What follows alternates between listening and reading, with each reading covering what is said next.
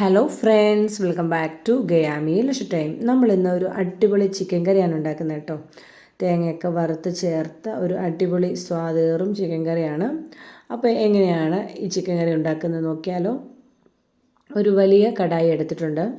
അതിലേക്ക് 2 ഗ്രാമ്പൂ, ഒരേലയ്ക്ക, ഒരു ചെറിയ കഷ്ണം പട്ട, 1 ടേബിൾ സ്പൂൺ പെരുംജീരകം, 1 കപ്പ് നാളികേരം ചിരകിയതോടിട്ട് നന്നായിട്ടൊന്ന് വറുത്തെടുക്കാം. നാളികേരം നല്ല ബ്രൗൺ നിറമാവേണ്ട ആവശ്യമൊന്നുമില്ല. ഇതേപോലെ ഒരു മീഡിയം ഫ്ലെയിമിലിട്ടിട്ട് നന്നായിട്ടൊന്ന് മൂപ്പിച്ചെടുക്കാം.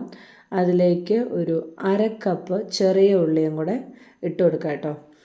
ഇനി നമുക്കിതിലേക്ക് 1 തണ്ട് കറിവേപ്പിലയും കൂടി ഇട്ടിട്ട് നന്നായിട്ട് ഇളക്കിയെടുക്കാം. ഈ നാളികേരത്തിൻ്റെ നിറമൊക്കെ ഒന്ന് വ്യത്യാസം വരുന്നത് വരെ നമുക്കൊന്ന് നന്നായിട്ട് ഇളക്കിയെടുക്കാം. ഇപ്പോൾ ഇതിൻ്റെ നിറമൊക്കെ ഒന്ന് ചേഞ്ച് ആയിട്ടുണ്ട്. അപ്പോൾ ഒരു ലൈറ്റ് ബ്രൗൺ കളർ ആവുന്നത് വരെ നമുക്ക് വഴറ്റാം. ഇപ്പോൾ ഇത് നല്ലൊരു കളർ വന്നിട്ടുണ്ട് കേട്ടോ. ഇനി നമുക്കിത് നന്നായിട്ട് ഇളക്കി ചൂടാറിയതിന് ശേഷം നല്ലതുപോലെ അരച്ചെടുക്കാം. ഇനി അതിലേക്ക് തന്നെ ഞാൻ ഒരു 1.5 ടേബിൾ സ്പൂൺ വെളിച്ചെണ്ണ ഒഴിച്ചു കൊടുത്തിട്ടുണ്ട്. ഒരു 2 സവാള, മീഡിയം സൈസ് സവാളയാണ്, നീളത്തിൽ അരിഞ്ഞത് ചേർത്ത് നന്നായിട്ടൊന്ന് വഴറ്റുക. അതിലേക്ക് 1.5 table spoon ginger garlic paste കൂടെ ഇട്ട് കൊടുത്തിട്ടുണ്ട്. ഇനി നമുക്കിത് നന്നായിട്ടൊന്ന് വഴറ്റി കൊടുക്കാം. ഈ സവാളയൊക്കെ ഒന്ന് നിറം മാറി വരുമ്പോൾ നമുക്കതിലേക്ക് പൊടികൾ ഇട്ട് കൊടുക്കാം. 1/2 ടീസ്പൂൺ മഞ്ഞൾപ്പൊടി, 2 ടേബിൾ സ്പൂൺ കാശ്മീരി മുളക് പൊടി, 1 ടേബിൾ സ്പൂൺ മല്ലിപ്പൊടി, പിന്നെ 1 ടീസ്പൂൺ ചിക്കൻ മസാലയും കൂടെ ചേർത്തതിന് ശേഷം ഈ മസാലയുടെയൊക്കെ പച്ചമണം മാറുന്നത് വരെ നമുക്ക് നന്നായിട്ടൊന്ന് ഇളക്കിക്കൊള്ളാം. പൊടി ഇടുമ്പോൾ നമ്മൾ ഒരു മീഡിയം ഫ്ലെയിമിലേക്ക് മാറ്റാൻ ശ്രദ്ധിക്കണേ. ഇനി ഇതിലേക്ക് ഒരു 2 തക്കാളിക്കയുടെ പ്യൂരിയാണ് കേട്ടോ, മിക്സിയിൽ നന്നായിട്ട് അടിച്ചെടുത്താണ്, അത് നമ്മളിതിലേക്ക് ചേർക്കും. നമ്മളിതിലേക്ക് വേറെ വെള്ളമൊന്നും ചേർക്കുന്നില്ല. അതിന് ശേഷം അത് വീണ്ടും നന്നായിട്ട് ഇളക്കി എല്ലാം നന്നായിട്ട് യോജിപ്പിച്ചതിന് ശേഷം ഇതിലേക്ക് കഴുകി വൃത്തിയാക്കി വെച്ചിരിക്കുന്ന 1 കിലോ ചിക്കൻ ഇട്ട് കൊടുക്കാം. ഇനിയും ഈ മസാലയും തക്കാളിക്ക് എല്ലാം കൂടെ ഈ ചിക്കനകത്തോടെ നന്നായിട്ട് തേച്ച് കൊടുക്കുക. ഇതേപോലെ നല്ലതായിട്ടൊന്ന് തേച്ച് പിടിപ്പിക്കുക കേട്ടോ.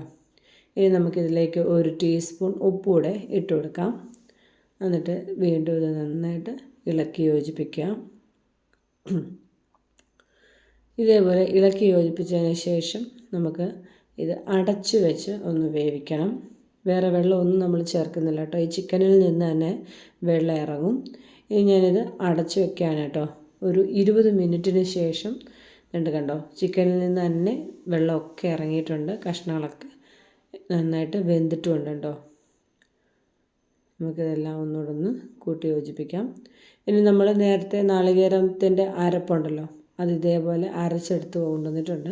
അത് നമുക്കിതിലേക്ക് ചേർത്ത് കൊടുക്കാം. അത് നമ്മൾ കഴുകി വേറെ വെള്ളമൊന്നും ചേർക്കരുത്, അരപ്പ് മാത്രം ചേർക്കുക. എന്നിട്ട് വീണ്ടും ഇതേപോലെ നന്നായിട്ടൊന്ന് ഇളക്കുക. ഈ അരപ്പ് എല്ലായിടും ആകുന്ന രീതിയിൽ ഇളക്കിയതിന് ശേഷം അരപ്പൊക്കെ ഒന്ന് അതിൻ്റെ പച്ചമണം മാറാൻ വേണ്ടിയിട്ട് നമ്മളൊന്നുകൂടെ ഒന്ന് ഒരു 5 മിനിറ്റ് അടച്ച് വീണ്ടും വെക്കണേ. നന്നായിട്ട് ഇളക്കിയതിന് ശേഷം ഈ അരപ്പൂടെ ചേർത്ത് കഴിയുമ്പോഴാണ് ഈ കറിയുടെ ലെവൽ അങ്ങ് മാറുന്നത് കേട്ടോ.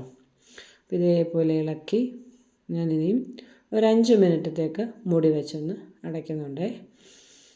ഇപ്പോൾ ഒരു 5 മിനിറ്റ് കഴിഞ്ഞിട്ടുണ്ട്.